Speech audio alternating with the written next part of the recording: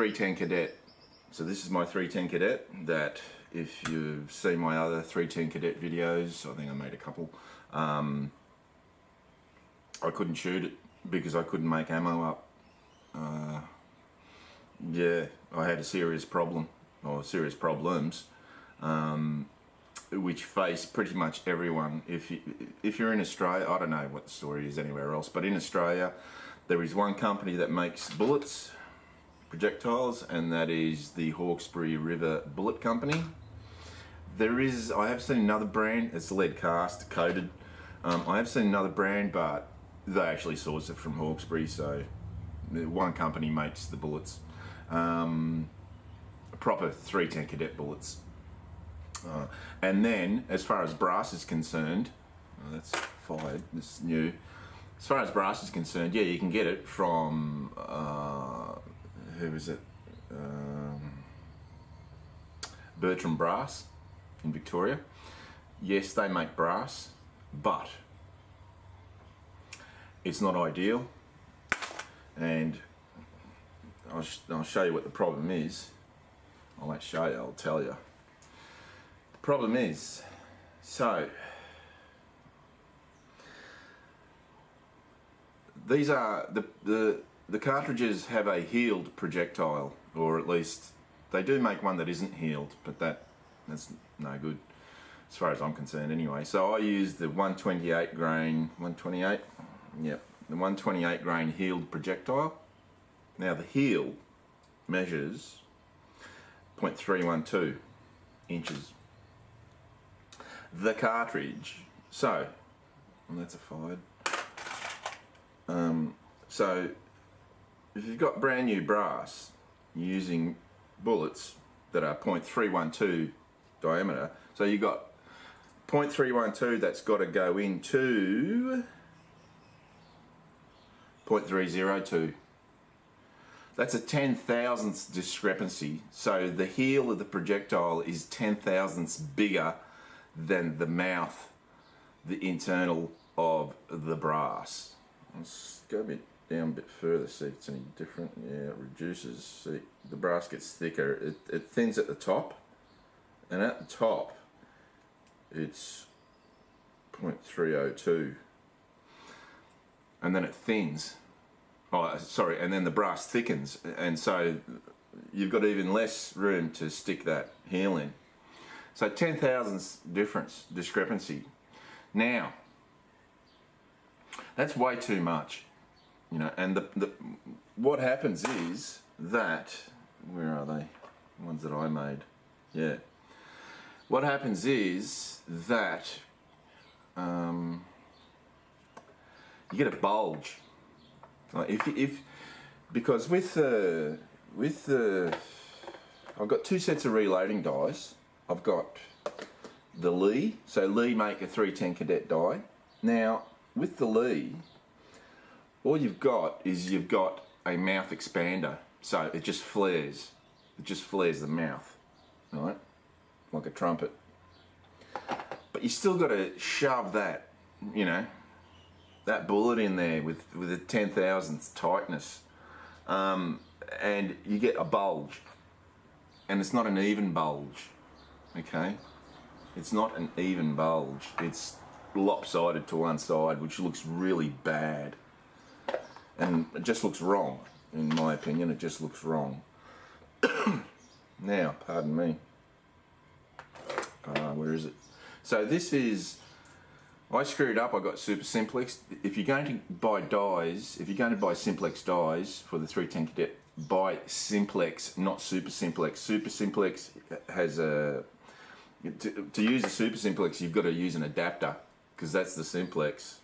It's a much finer thread, so Simplex must have their own press. But anyway, so that's the expander on the Simplex die, which actually does go in, right, and push out. Let's see, let's measure it. It is actually 0.306,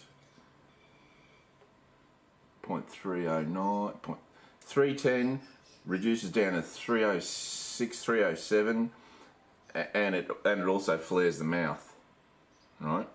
So this does a proper job of enlarging the mouth big enough, the case big enough to accommodate that bullet, but it still does not eliminate the problem of that flaring being out of concentricity, and you still get bullets with a bulge. Now, there's another gent who's made a series of videos on the 310 Cadet, and that is Practical Not Tactical. If you haven't watched his videos, get on his channel, subscribe to him. He's a really top bloke, and I actually saw him at the range about a week ago, and I said to him, can I get some advice off you, because I'm just not, I'm incapable of making ammo. And I should have watched his video again, because it's pretty comprehensive. Now, he made up some ammo using my dies, and he used his powder. He used I think AP70, which is a fast burning pistol powder. You need a fast burning powder in this, by the way. I'll get into that later. He made, and so what he does is that he flares the mouth, he puts he seats the bullet, and to eliminate that bulge, he puts the whole lot through the full length sizer again, to try and center everything up and eliminate that lack of concentricity, you know, eliminate that. It still doesn't eliminate the bulge. So anyway, I saw what he was, I could see what he was doing, and I understood it, and very appreciative. Practical Not Tactical, thank you very much for that. But to my mind, it still wasn't acceptable. Your cartridge, or your ammunition shouldn't have a bulge in it where the bullet's seating. So what I did was, I was racking my brain, because it's like, there's a 10,000th discrepancy between the brass and the bullet, the heel of the bullet. That's way too much. How am I, and by using the expander die from the Simplex set, yes, it made it big enough to seat properly, but you still weren't getting concentricity. There was things that were still out of whack. The bullet was, you know, still not going into the case concentrically. It was still going to one side. So I came up, I don't know how I thought of this or when I thought of it, but it was a bit of I suppose an epiphany. So what this is, see, I've gone away from using the expandables in the sizing dies. I remove them, I just get rid of them. And now I use expander dies, mandrel expander, which is a different thing. Now, so this, because I've also got the 303,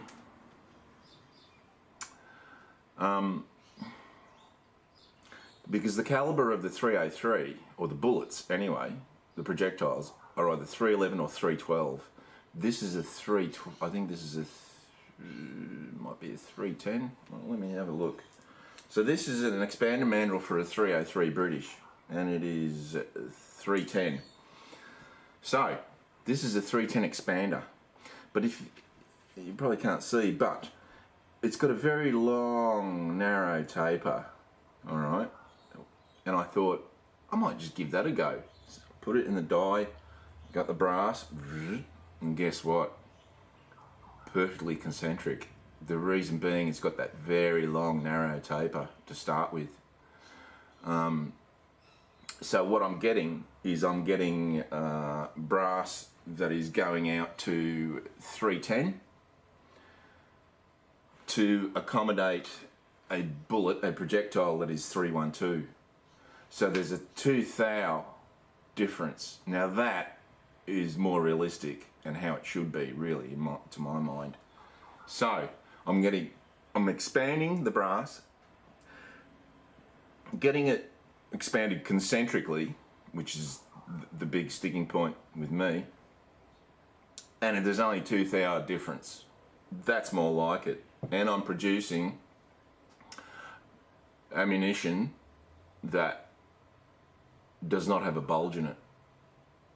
Maybe just a little bit of a bulge. Most of it does not have a bulge in it at all. And then what I do, because you still have to flare the mouth a little bit so you can sit the bullet on there. So I do use the Lee flaring tool, only a little bit, just so that I can sit the projectile on there.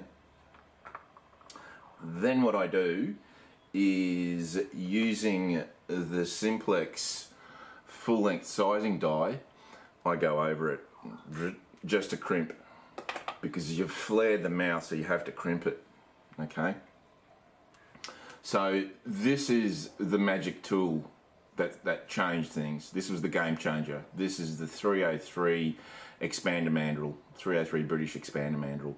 That really changed the game totally. So I was able to make ammunition. This is still a live one that I saved. I was able to make ammunition that didn't look like a pile of crap, as opposed to before, the first batch that I made, which is horrendous. I did shoot them off. So I did shoot the good ones that I'd made. I did shoot practical, not tacticals, that he made. Pardon me, I think he made a dozen for me. And I did shoot the crap ones that I'd made. I think I made about, I don't know, a dozen of them or something, or 20 of them or something. I did shoot most of them off. I have got a few saved. Pardon me, I just got to drink some mineral water. They all chambered. And my understanding is that some of these will also chamber 32-20 ammunition. Now, I don't know if I can get some 32-20 ammo. I might give it a try, or if I see, because there are guys who shoot 32-20 through lever actions. I know one in particular, and so I might just ask. I forgot. I might ask him next time I see him when he's got his 32-20. I'll ask him for the cartridge and just see if it will chamber and shoot, because I think the biggest difference is the rim size, the rim thickness. Now, so it's a great little gun. Now, so I went out 25 metres because I didn't know where it was going to shoot, and I went out 25 metres, and ignore that one, that was one of the siders. So at 25 metres, 4 rounds, you know, it's definitely a shooter, you know. I could have blown up in my face for all I knew, but it's in good condition. Then, and that was with my good ammo, and this was at 50 metres with my good ammo. So 1, 2, 3, 4, 5, 6. One of those is not a part of the group, I don't think. I can't remember. But so at 50 metres, you got to remember my old eyes and that. And plus, one of the reasons, I'll show this first anyway before I go in depth into. So this is practical, not tacticals ammo at 50 metres. So I don't know. I don't even know. I'm not really concerned about the size of the groups, just that it's, you know, they're not ridiculously big. So that's 1, 2, 3, 4, 5, 6, 7, might be 7 rounds or 8 rounds or something at 50 metres, and you're looking at about 1.7 inches. That one's not to do with anything. And then 50 metres with my crap ammo, the really concentric stuff. Even that, you know, wasn't too bad. That was about 2 inches. 1, 2, 3, 4, 5, 6, 7, something like that. 7. Yeah. So even with it's a very forgiving rifle. Even with the crap ammo, I wasn't shameful groups. Considering like the sights are pretty basic. Practical, not tactical. His 310 has adjustable sights, like for windage and elevator. He's got I think it's a later model that came out with the micrometer sights. Very nice, but yeah, mine's just got the basic sights, just a flip up. You can, yeah, but yeah, it does the job. Overall, the metalwork is in good condition, although someone did drop the end of it. It's got a ding in it. The wood is beaten up, but hey. So anyway, Now, I wanted to look up the Army specs for 310 Cadet. It doesn't exist. So, I don't know where this comes from. I don't know. Well, it's actually Wikipedia. That's where I got the technical data from for the 310 Cadet. Wikipedia, because, yeah, I couldn't get it from anywhere else. Let's see. Who's. And the references for this are from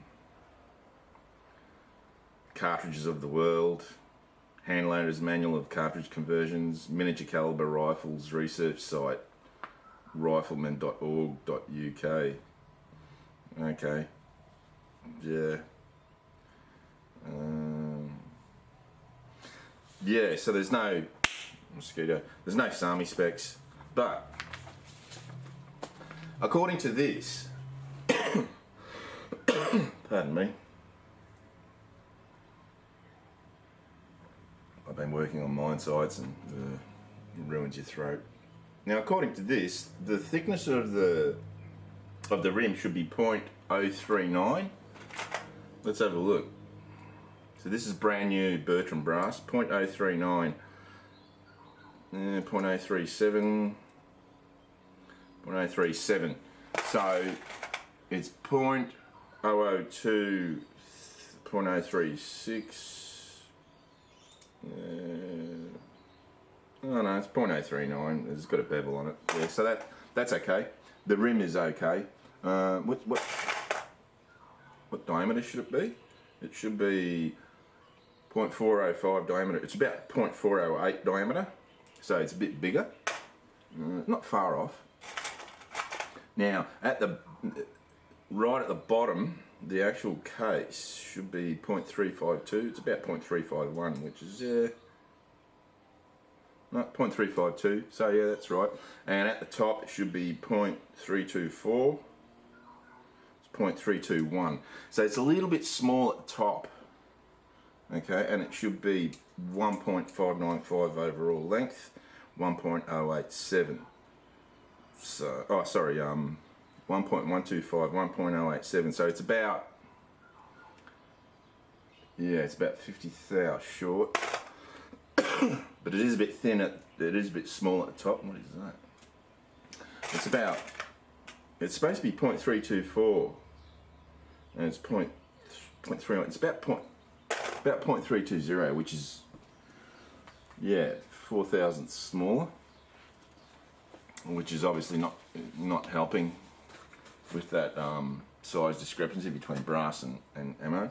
Now, so I've detailed how I'm making a decent cartridge.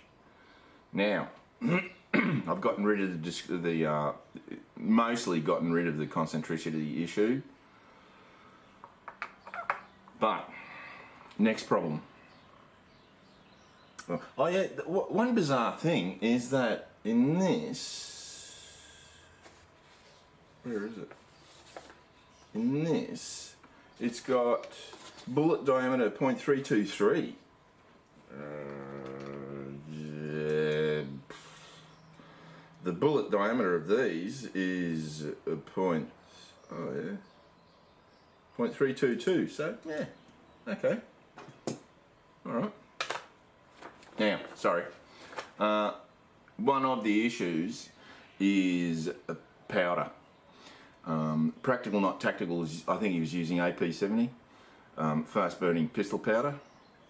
Now, I did not have AP70 or any pistol powder, but when you go on the ADI website and have a look at 310 Cadet, and also in Neil Harvey's book, Reloading book, he's using AR2205 for an ADI powder. Now, the problem with AR2205 is that all of the ammo that I made using AR2205, I had inconsistent powder burning and leftover powder. Like, when I'd extract, it'd just be resting on the ramp, like quite a bit of it. So not all the powder is being burnt. It's not fast. Its burn rate is not enough. I need something that burns quicker. So I went on the net and went to have a look at what are fast burning powders that I would be able to acquire, and there are two fast burning powders that I do have. One is Trail Boss, so I am going to make some ammo up using Trail Boss, see how that goes. Hopefully it won't be too slow like the projectile. And the other powder is Little Gun. Little Gun is extremely fine. It's the finest powder that I've ever seen. It's almost a powder. So that's what I'll do until I can get a pistol powder, AP 70, 90, 100, whatever those. At the moment you can't get them here in Australia. For some reason ADI apparently aren't making them. They reckon that it's because of the weather. So that's what I was told, which is just bullshit. It's probably all being sold to the United States because we're a pissant market compared to the United States. But so that's the two options that I've really got. I don't like, it just doesn't, yeah, it galls me that I've got powder left over. You know, I shoot and I eject and there's all this powder still that hasn't burnt. Now, that wouldn't bother me so much, but where it does bother me is that there's no way that it's burnt all, you know, that the amount of residual powder left over is always the same. So you're going to get, I've no doubt you'll get inconsistency with velocities and therefore inconsistency with accuracy. And if I can control those things, I will. So there's no doubt that if you're thinking of reloading for 310 Cadet, don't use AR-2205. Well, you can, but you're going to have powder left over. It doesn't all get burnt. Now, one of the things that I thought about was maybe going to a Magnum primer. I don't know if that's going to fix the problem.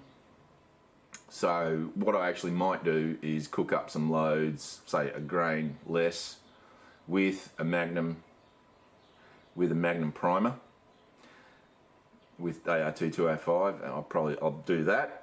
I'll make up some rounds with Trail Boss, and I'll make up some rounds with Little Gun. And I've even considered using Pyrodex because I do have some Pyrodex.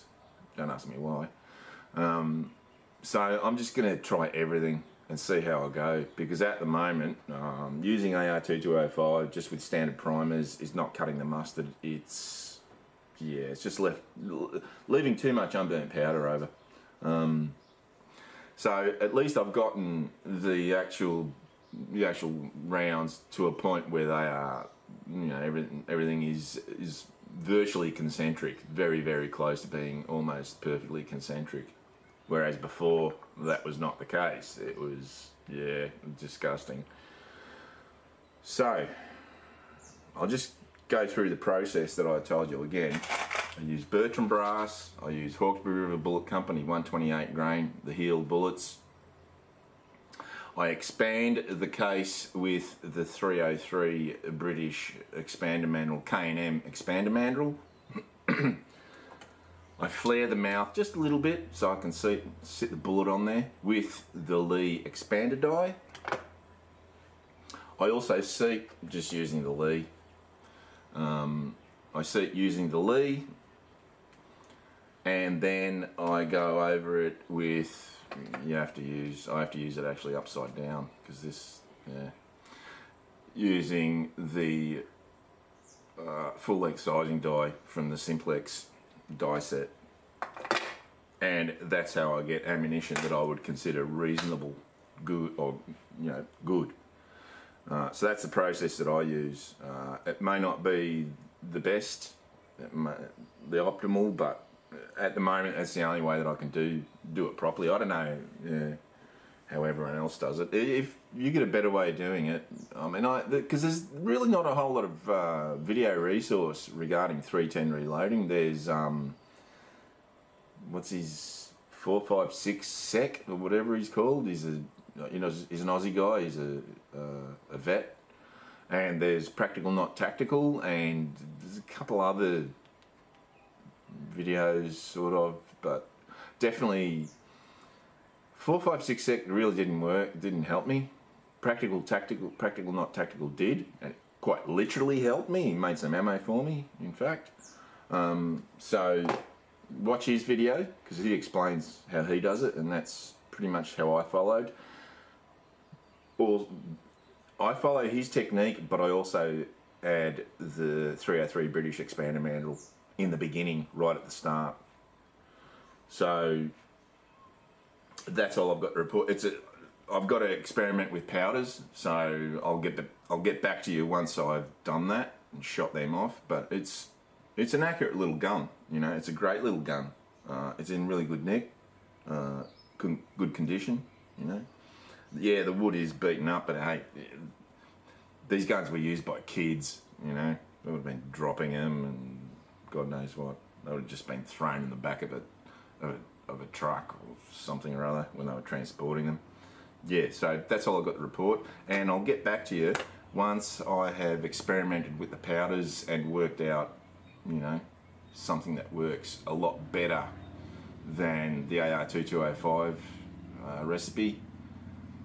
Unfortunately, like I said, I can't get pistol powder, so yeah, I'll see how it goes. So I'll get back to you. See you later.